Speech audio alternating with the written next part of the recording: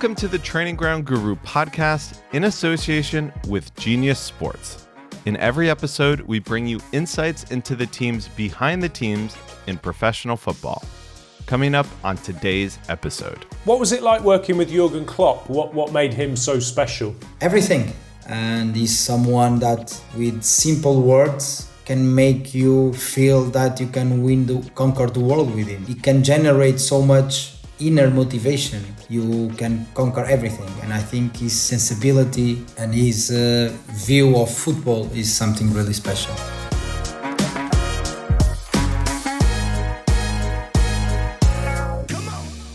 I'm Simon Austin, and it's great to be back with a new season of the Training Ground Guru podcast.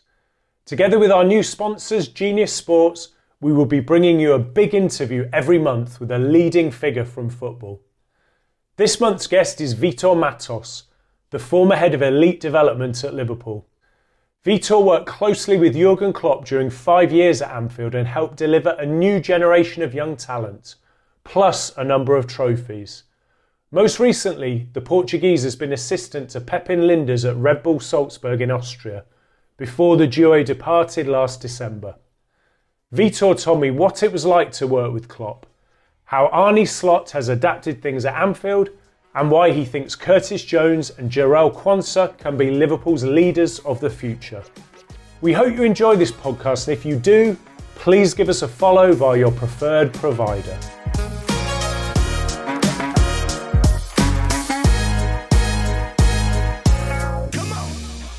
Thank you very much for joining us on the podcast, Vitor. Thank you, me, for the invitation, and it's a pleasure being here and speaking with you and sharing experience. Where are you speaking to us from today, Vitor?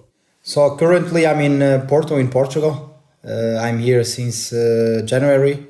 That's my hometown. And what's been happening since you left Salzburg in December? Nothing special in terms of football-wise, but I'm enjoying my time, enjoying the pleasure of watching a game without the professional view, let's say like that. Also enjoying the time to be a father and enjoying the time with the family, and also being able to reflect and think about the future, about the past, about the last moments in football. So it's been a good time. It's been a really good time. How do you reflect on that 6 months at Salzburg now?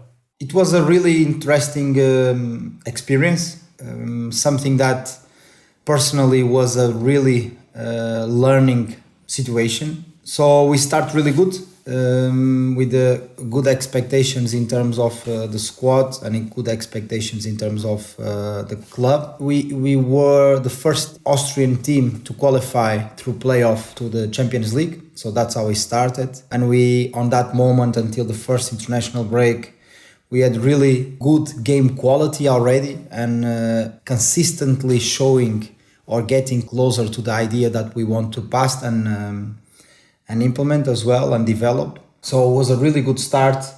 And then after that, we suffered as well with the good thing of being qualified for the Champions League. The amount of games, the squad in terms of size, at the same time, injuries on the best two players of the squad, I would say, or the more important players on the squad regarding the dynamic that we wanted. And that created a little bit of instability, starting to get less consistency on the game and on the quality of the game. So, and then it's always about expectations, performing, and that's football. It looked like it would be a nice fit with Jurgen Klopp coming in as the head of football for the Red Bull Group, your old boss at Liverpool. So it was a bit of a surprise for an outsider to see yourself and Pep go just before he came in. But were those two periods separate? Did he have any say in that decision? No, he spoke about that publicly already. He only started in January. And I think, like he said, the idea was that everyone can make their decisions until that moment. So he will only get involved on everything after he get on boards, and that happened on the January. So it's a matter of timings. It's a matter of how the club are in that moment. So how we are in that moment as well. And I think in football, if it doesn't click, it doesn't click. So it's better that everyone can move on, and that's what happened. We've seen quite a few players go from Red Bull clubs to Liverpool in the Jurgen Klopp era, and the style of play seemed very similar. Did you see a lot of parallels between the two clubs? No, different reasons or different questions regarding that. So one thing is the quality of the players that we sign from the Red Bull clubs, let's say like that, because we sign also from Leipzig and we sign also from Salzburg. And it's more related with the quality of the players and related with the potential that all these players have. Red Bull as a group, they really go for the potential and talent players, and their idea is to develop that. So of course it's a big spot when you are looking for these kind of players that can reach really high level. And then the other part of the question is regarding the game idea or the game style that is implemented in Red Bull until this moment so far. And yeah, there is similarities regarding the pressing mentality, the aggressiveness when there is no ball. But that's in terms of, let's say, in the macro way of looking to the game, or in the big principle of the game idea. There is these similarities, but then there is difference, of course. And spinning right back to the start of your career, Vitor, how did you get started in coaching? So I was a player in a really low level. Let's say I was influenced when I was a teenager, let's say like that. I really liked sports, I played football. And then around 2003, 2004, when Jose Mourinho started in FC Porto, it was a big boom in Portugal, because was someone with a different background and was as well someone with a different idea in terms of training, even in terms of game for that time. And it really, in my feeling, opened my mind and passion about something, about a way of being in football. And I just started to love coaching. And since that moment on, all my development was in that way. So with 18, I started taking the UEFA courses in Portugal. And at the same time, I started in the university. And that was developed in a way that I started in my club where I was playing. And then I moved to another club. And then I got the opportunity to go to FC Porto youth teams. That was brought by Professor Vitor Frade and Luis Castro as the technical director. That's where I met Pep, went to China, back to Porto, and then Liverpool. And that's more or less, in a short way, my trajectory until the moment. Yeah, fantastic. Can you remember when you first met Pep and what you thought about him? Yeah, so Pep was already in Porto when I arrived. He was the head of developing the technical part of the players and the head of this department. Also, he was working in every team of the club, and at the same time with the best talents of the club. So he was really someone with a lot of passion, like he is still someone completely full of energy in terms of developing and love for the players and love for the talent of the players. And that's, I believe, why we connected so good as well.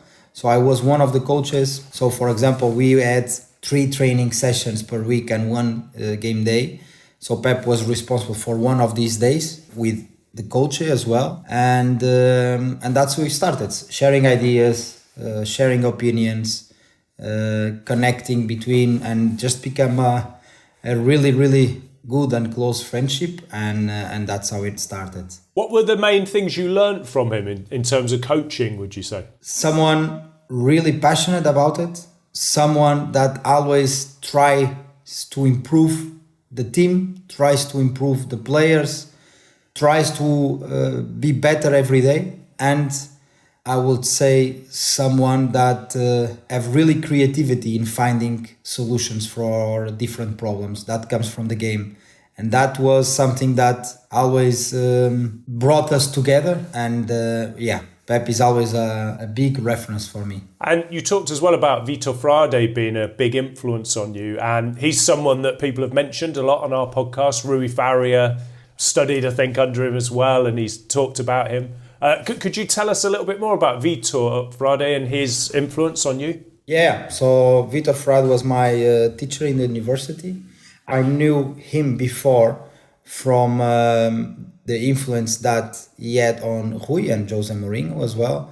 So when I was around that age that I spoke before, I started searching about football, about training, and I found this idea that was tactical periodization that came from Vitor Frade. That's how I decided to go on the University of Porto, Sports University of Porto. And that's where I met him. And it was completely overwhelming in terms of blowing your mind for different way of viewing football and viewing as well training. So until a moment, the physical part of the game and of the players was what conducted the process and was the main idea regarding training.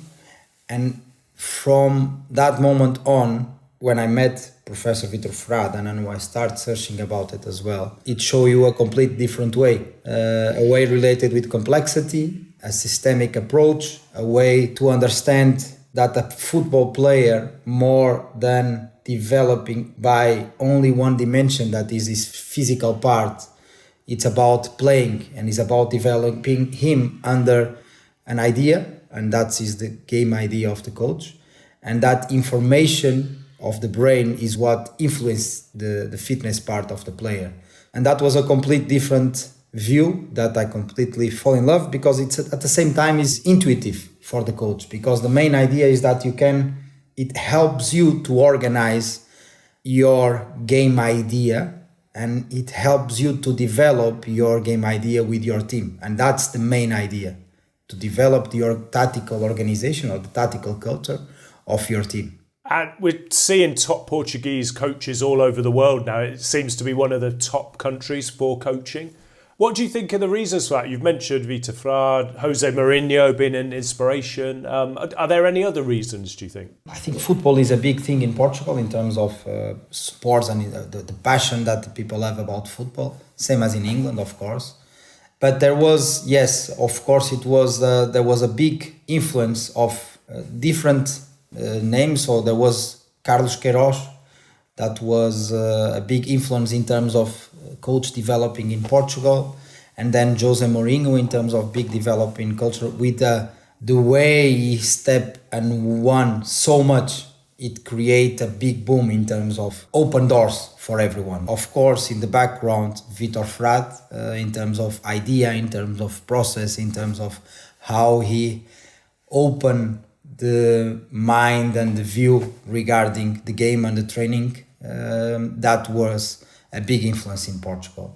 But if you ask me why there is so many coaches, I think this part of Portuguese coaches having success in different countries, in different contexts, that helped a lot to open the doors for other ones. I think that's the main thing.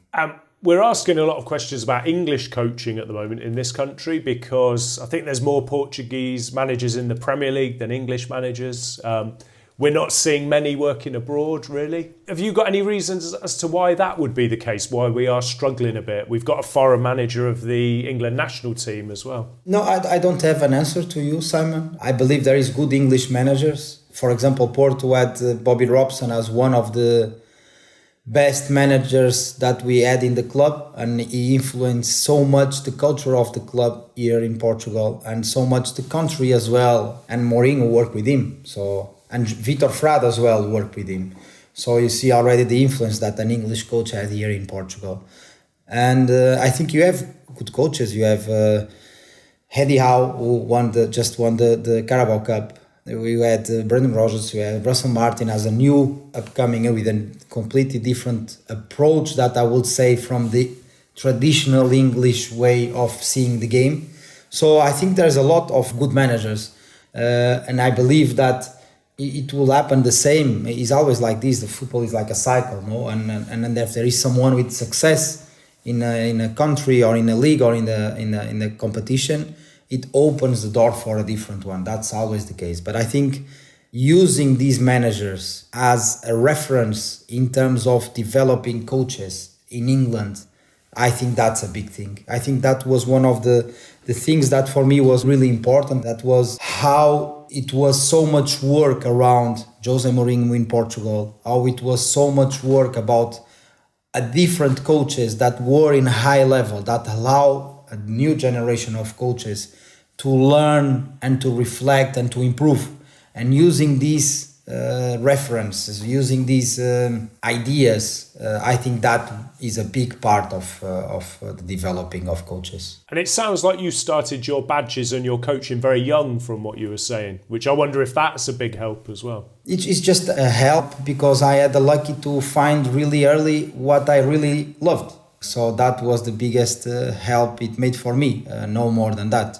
And that I was in an early age as well exposed to the training and exposed to football. So I was able to being in football always, but at the same time, because I start earlier, I was able to experience and to try different things, and that allowed my development, of course. But this was just a matter of, okay, I was lucky to find something that I was really passionate about it, and I just started. So I don't think that's the only way. I think there's a lot of different ways as well. And you can see on the top level of coaches, all of the managers had different ways to arrive there. Guardiola had one way, Jurgen had another way, Mourinho had one way as well. So there's a lot of different ways to arrive on that level. I just think is really important that you try, you reflect on what you did, and you try to improve. And you try to be open-minded regarding new ideas, be open-minded regarding new solutions, and that you be passionate about something. That's, I think, is the most important thing. Yeah, fantastic. And if we go forwards to 2019, you got the call from Liverpool to come across as the elite development coach. So could you tell us a little bit about how that move came about? I was in B team of Porto. On that time, Jurgen and Pep had the feeling that they need someone. So Pep had already that role before. And they had no one on that role. And they had the feeling that they needed someone that could take care of the players that were between the first team and the second team. So the players who the club believe have the best potential in medium term and short term, and at the same time that could relate the first team and the second team in terms of game idea and training methodology. So Pep spoke with me and introduced me to Jurgen and to the club, and that's how it started. What exactly would that job involve on sort of a week-to-week basis? Because it was still quite a new title at that time and quite a new idea for a role. The main ideas were connecting the two teams. So in terms of concepts regarding the game style, so that when the first team staff and the manager of the first team, in this case Jurgen, went to watch or was going to watch a game of the second team, that he recognized an idea close to the first team, that they were able to press, that they were able to counter press, that they were able to be dominant on the opposition half, that they were able to be with energy and with aggressiveness in terms of offensive style. So these needed to be there on the second team. At the same time, connecting in terms of training methodology idea that in a way that could help the player to have more consistency in terms of developing, and that when he was coming to the first team, you were able to perform better because he was making decisions on the second team with the same idea or with a similar idea of the first team. So he was making more and more decisions. So when we was coming to the first team, a lot of things were much more fluid and was much more natural. At the same time that we were able to have a better, let's say, control regarding the individual development of the players. So what were the needs for allow them to compete in a high level and develop that needs, and at the same time potentialize the best skills that they had, okay? So, and refine a few things. So that were the three major things. And with that, our idea was to expose the players and being able to step by step expose them to the first team in an early age, that when the transition would come, it will be much smoother. They will be much more comfortable, they will be much more confident, and at the same time that will help them to settle. So with that we created the training group, or the talent group, if we want to call it. And this was with the best players of the academy. And this was not a fixed group. We could have decided to call just the strikers of the under 16s, under 18s and second team. We could just call the midfielders. We could just call the back four. And we worked with them, with the first team staff. So it was me and Pep doing the training sessions. Jurgen was watching. The fitness coach of the first team is there. The goalkeeper coach of the first team is there. And they train on the first team side. So this creates already a relationship. And when the manager starts having a connection with these players as well, it becomes everything much more easier. When there is a need, for example, that there's not a player, you will feel much more confidence to bring a player from the academy. And that's how you create a culture. So it end up with creating as well a cage, the Melwood Arena. That was something regarding that, to bring this natural spirit of football when you were a kid. And that was, of course, for the first team, but at the same time, it was a big boost in terms of the individual development for the players, because you play in a cage 4v4, ball doesn't go out, always with rhythm and with an idea. And you play like you're playing in the street, and that creates a complete different boost in terms of development. There was a process that started and was developed, and our idea was to really create this inside pathway, much more smoother, and at the same time that we could expose the players step by step to the high level and to the first team and make them doing the next step. And in your role, would you lead a training session yourself then with that group of players, say the talent group? Would you be on your own leading that session with them? Yeah. So that was the case. That's how it started. So the main idea on the beginning was to really be on the pitch with the second team coach. At the same time, you need to bring the coach together with the idea, because it's something that doesn't come from the inside of them. So you need to develop them according to the idea, game style and training methodology. So you need to bring the coach together. They need to see it. They need to feel it. So that it was. Or normally on a day I will be with the first team training session, let's say in the afternoon, helping on the pitch, and I will do, let's say, with this group of players or with the second team that was under 23 on that time, under 21s now, on the pitch as well. So that was the idea, or the other way around. I could be with the first team on the morning and second team on the afternoon. And that's how it started in the end. And I would say after a few time, I was much more involved with the first team, and the process was much more on the hands of the under 21 manager.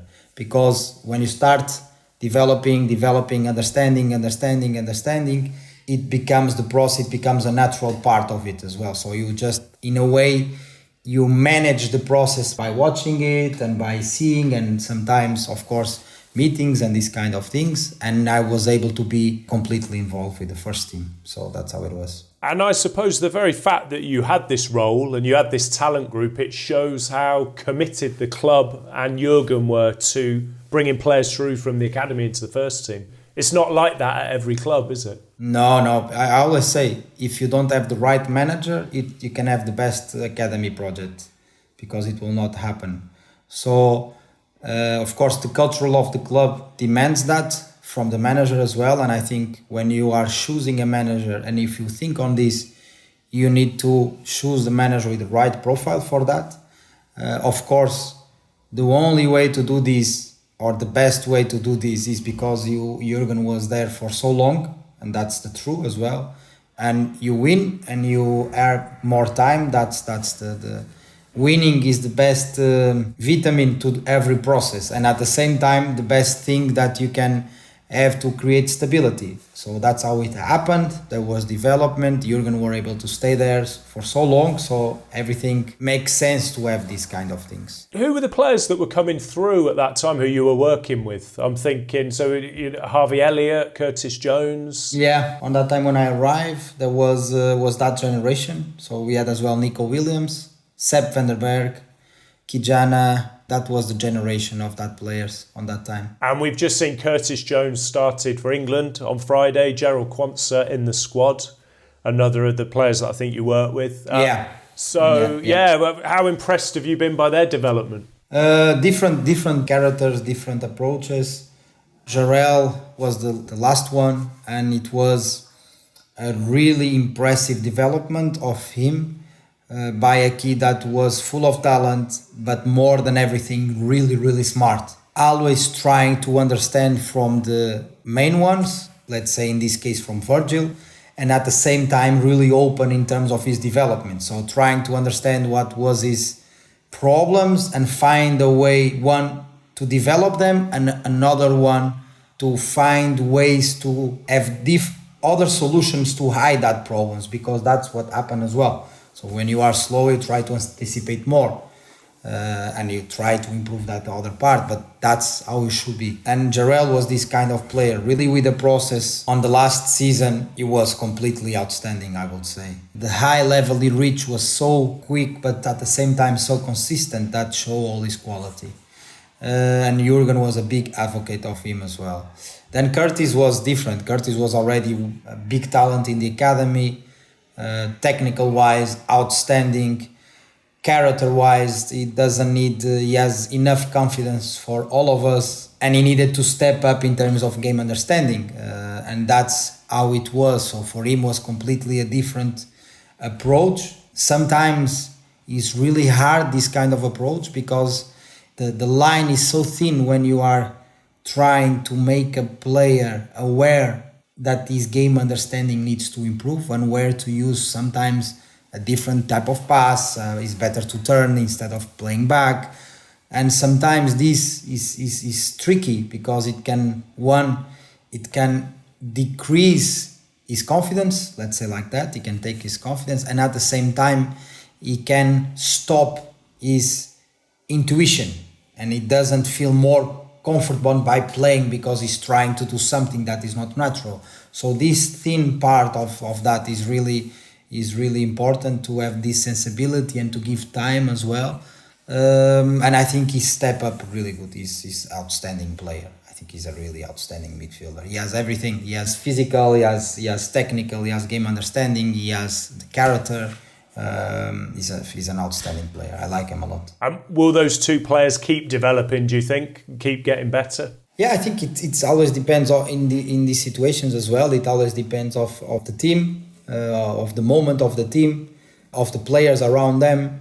It's always possible for every player to improve, but at the same time to grow inside of a collective approach. So let's say Sadio, Bobby and Mo, they were all excellent players when they arrived at Liverpool, but the relationship the three create between them, that's what make them do the next step. So it's always about that as well with the players, and that's what I hope for them. Everyone is looking for a new edge. To find it, you need fresh perspectives. Our sponsor, Genius Sports, uses advanced AI, unique mesh tracking data, and tactical video to help analysts and coaches see and understand the game from every possible angle. This includes player POVs from the 3D recreation tool that sits within their performance studio, already being used by top clubs in the Premier League, Ligue 1, Pro League, and more. Genius pairs football's most extensive tracking dataset ever with multiple automatically synced video angles for the fastest, smartest insights. Join the world's top clubs and find your new edge today. Learn more at www.geniussports.com/TGG. It's always quite a complex process, isn't it, development? Because you've got to decide whether you keep the player in the building, maybe send them out on loan. You know, what are the best things for their development? So how do you go about that? What are the considerations there? It's a good question, because in my opinion, it always depends on the player, and you never know by certain for many reasons. When you send a player on loan, you try to control the process as much as you can, because you want to send him to the best club for him with the best possible manager, playing all the time, but you never know. You never know who will be next to him. You never know if the manager gets the sack. You never know if it's the right environment in the end. But at the same time, you expose them. You expose them to a different process. You expose to a different training methodology, to maybe a different game idea. So the player needs to step up, let's say like that. And one thing that sometimes helps is, and in England, this second market is so big of the loan players that you are able to send a player sometimes with 18 to a League One club, and you expose him to a professional level already in an early age. So it's possible both ways. And what we try was to find a process that allow us to have a better decision on this. So on the timing for him to go on loan, and at the same time if it was really the better pathway. And what our idea was to first expose them to the first team training sessions. Of course, the talent group was really important on this because you start by knowing the players individually as well. Expose them to the first team training session, so you know them on the training, you know them by expose them to the first team level, how they are on that moment, but you can try to see how it will be. You know their character, you start knowing what they really need in short and medium term. And then it comes the squad planning and which space they will have on that squad planning. And if that space, it will be enough for their continuing their development. And that's the decision needs to be made. So it's better. That's why in the end we start having more a period of loan in the end on the second part of the season, because on the first part of the season you have all the competitions. So you have the FA Cup, you have the League Cup, you have the Champions League or Europa League, and you have the Premier League. So there's so many competitions that in the end they will have space, and that will be the exposure. So we want to expose them to these moments and then make this decision. So you had that situation, for example, with Conor Bradley and with Jarell. They went on loan, Jarell on the last part of the season, Conor from the beginning, but we had the feeling that he could already step up on that season already.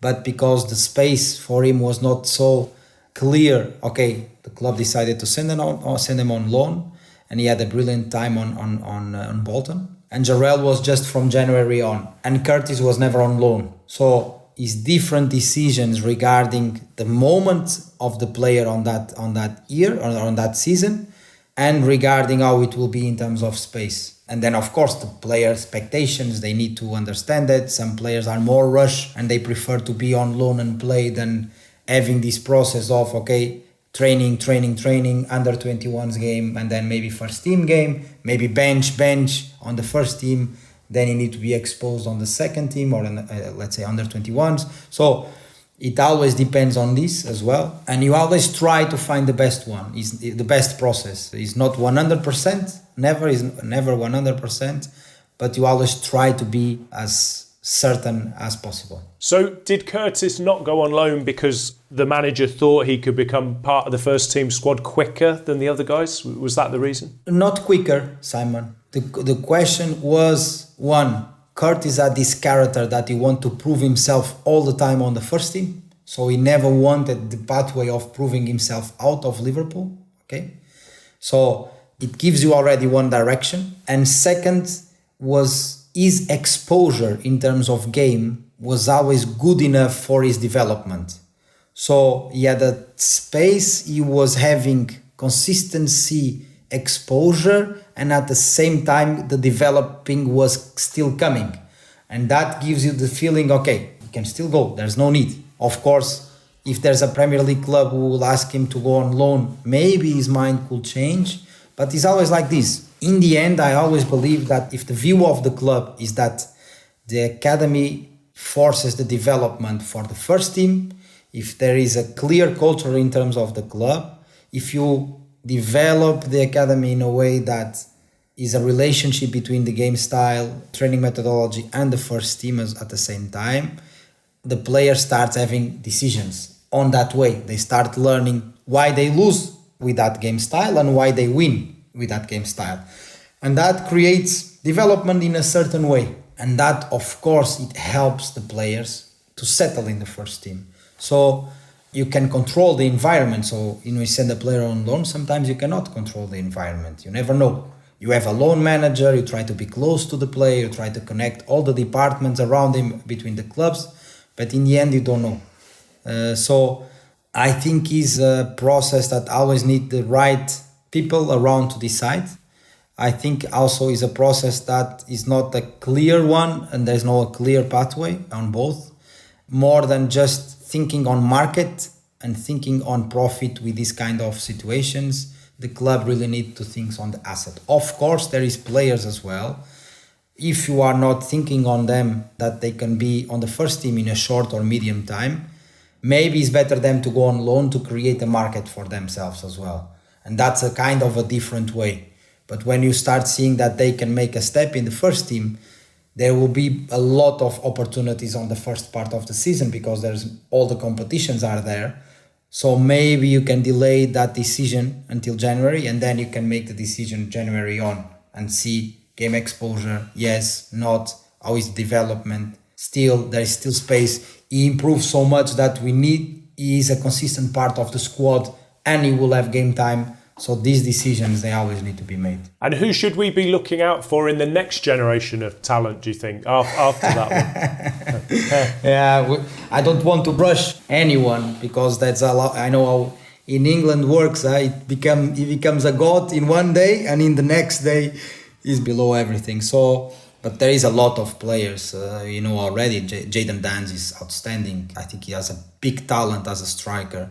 And Trey Ione is another one. I think all these players that they are there knocking on the door, for sure I will be really happy to see them on the high level. Yeah, brilliant.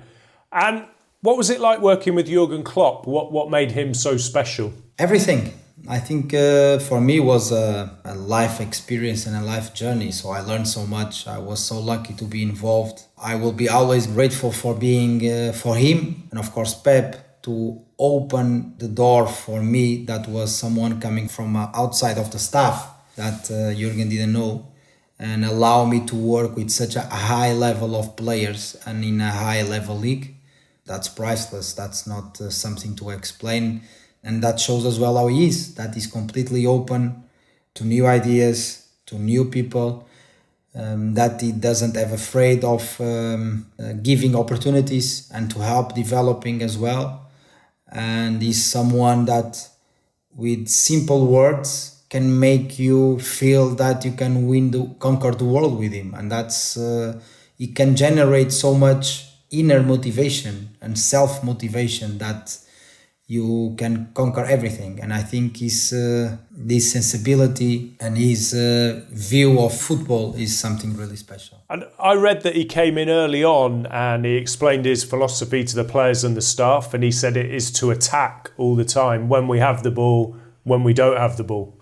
As a very simple, powerful strap line there. Yeah, I was not there when he arrived, but how I know him and how I know as well that was Liverpool on that moment, for sure he wanted to make an impact in terms of mentality, energy, willingness and togetherness. For sure that was his concern. For sure his concern was focus on the team and what can we improve straight on to be more competitive. And I think I really believe that will for sure his first words and for sure his first meeting. He's someone like that from the beginning he wants to create impact. Were you shocked when he told you that he was going to leave? No, not shocked, because it was not something that it came from night to day. It's something that you start speaking, and then in the end when he was the decision, he just spoke with his staff and we were all there to support him. Could you have stayed on after he left? For me it was really clear when I arrived that I wanted to live with Jurgen and with Pep. And when that decision came, it came as well the decision that when Pep has the next job, I wanted to go with him. And that was really clear for me from the beginning, because I wanted that experience as well. And I always feel that more than everything, this connection with the people we have around is so important. And I own that. And that for me was the most important thing on that time. And Liverpool have done very, very well since you left. It may be a bit of a surprise for people how smooth the transition has seemed to be. I know they had a bad week last week, obviously, but overall very, very good. What are the main changes you've seen tactically with the team under Arne Slot? I think, first of all, what Arne did, I think, is outstanding, no? Because it's not easy to replace Jurgen. We tried to leave the club, and Jurgen left the club in a really good moment in terms of when he arrived and when he left. The main idea was to leave the club in a better position. I think the squad that we left we all had the feeling that was a squad ready to win titles as well. And they have an unbelievable team in terms of togetherness. But it's not easy. It's not easy to come to Liverpool. It's a big club. And at the same time, replacing Jurgen as someone that was so loved by everyone.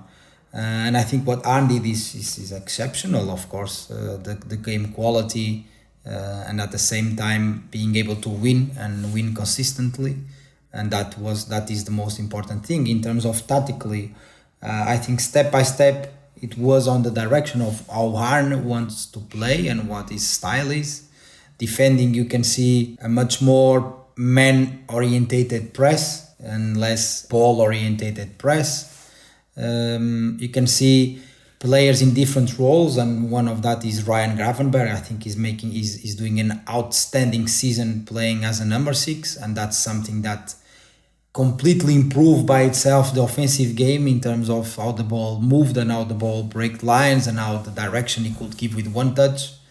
And then there's some kind of dynamics. Some dynamics were already there in the past. Some dynamics were new in terms of the positioning, the fullbacks, our positioning, the strikers and the 10 sometimes as well. Even defending a little bit different in terms of where starts the press on the pitch.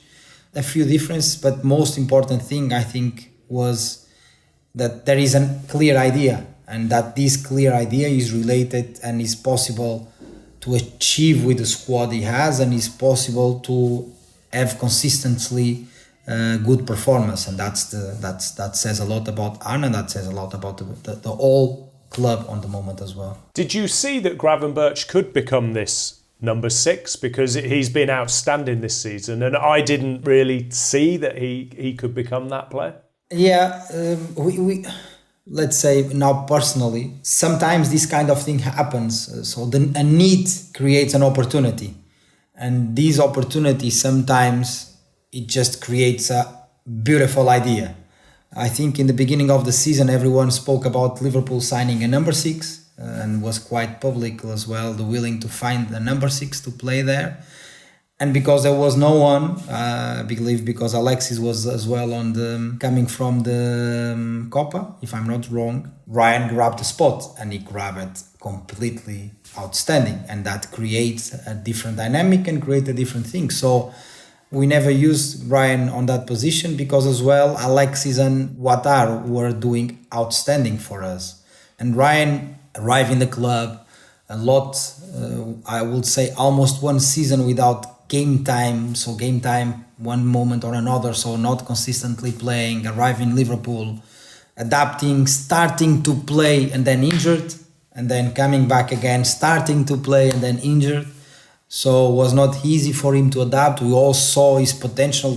We saw his potential already when we play against Ajax when he was there.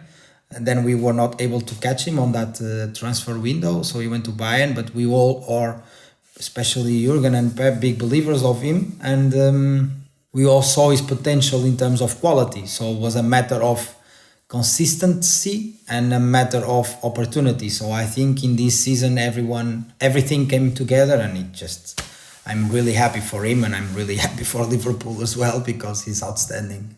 You said that the pressing had changed slightly. Could you just tell us a little bit more about that, please, with your expert eye? I think we can see a much more man-orientated press, especially in the midfielders. They control much more the man than the space by itself. And that changed how it starts and how the spaces can change as well.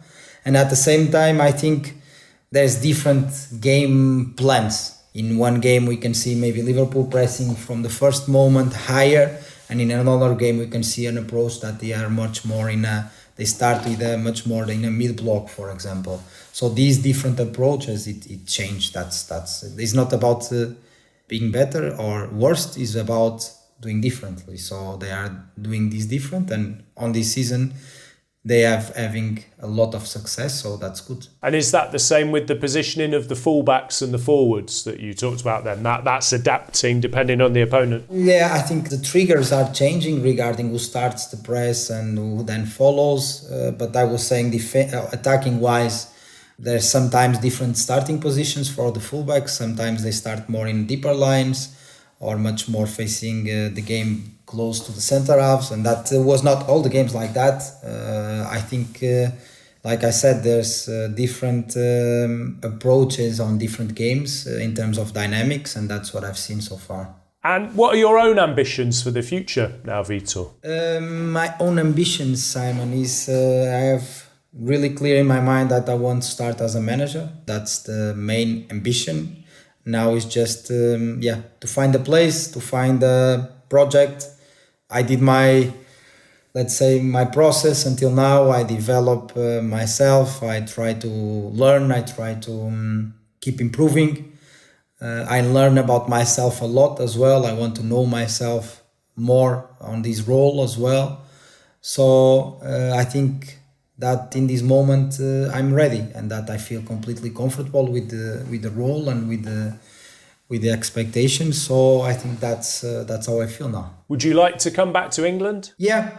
It's a place that everyone loves football, and it's a place where you feel a manager, where you feel like a coach. And I loved to live in England, in Liverpool for more precise, but I loved football in England. That's what I can say.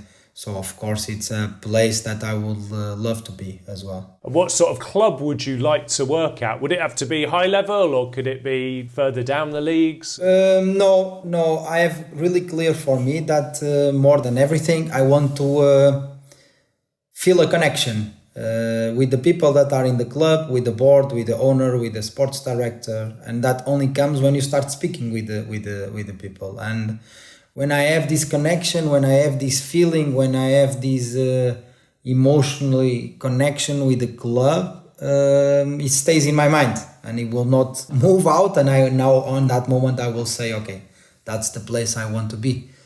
More than making a decision already regarding which level I want to start, I think I want to start where I will feel this connection. That is the most important thing, because if you ask 99% of the coaches, they will all say to you, yeah, we all want a project with sustainability, with a big budget, with the possibility to fight for titles. Of course, everyone wants that. That's true. But what I want is feel a connection with the people on the club, feel that is a place where I can be happy with my family, and feel that is a place where I can create an impact. If I feel that, it will be the place. Fantastic. And I had just one final question for you, please. We've asked a few of the guests this, like we had Michael Beale on, and we asked about one of his favourite training exercises that he could pass on to other coaches. He talked about 3v3 box game, he called it. Have you got a favourite exercise of your own that you could share with the listeners? A favourite exercise? Or training session or tip? I never thought about that. What is my favourite training exercise? I know 100% that will be by game or by playing. I would say, I like Pep call it the identity game. So it's a 3 teams game. You could play it 4v4 and 4 are waiting. You can play it in 5 aside, you can play it 7 aside, you can even play it in 8 aside. And the most important thing is that you can compete, you can play, and that you play in the different parts of the pitch. So one team, for example, is defending the goal and trying to break the middle line, and the other team is higher on the pitch trying to score, but they need to have a proper counter-pressing idea because they need to defend the line. And then if the other team breaks the line, they were able to attack the waiting team on the other half, and they are now on the other part of the pitch. So they are now, instead of trying to build over the press, they are now higher and trying to break the other team that is in the other wall. So I like a lot that one because there's a lot of things. You can manipulate the structures, you can manipulate the players. So it's simple. I really like that. I would say I like that one, and I like pressing rondo. That one is the one I will for sure choose. Pressing rondo, you can do it, for example, 3 teams of 3, and one team is defending, 2 are attacking with the ball. One team lose the ball, completely counter press, and it change the role. So then start defending, and the other one starts attacking, and it goes like that. So I like these ones. But I also love doing finishing. You had some good finishers to work with, yeah? Yeah. That helps a lot, huh? When you do a finishing exercise and they can perform, that changes completely your view on that. That's for sure. Yeah, definitely. Oh, that's fantastic. Thank you so much for your time, Vitor, and good luck with the rest of your career. Thank you, Simon. It was a pleasure to being here and speaking with you. Thank you for listening to the Training Ground Guru podcast in association with Genius Sports. We'll be back next month with another episode.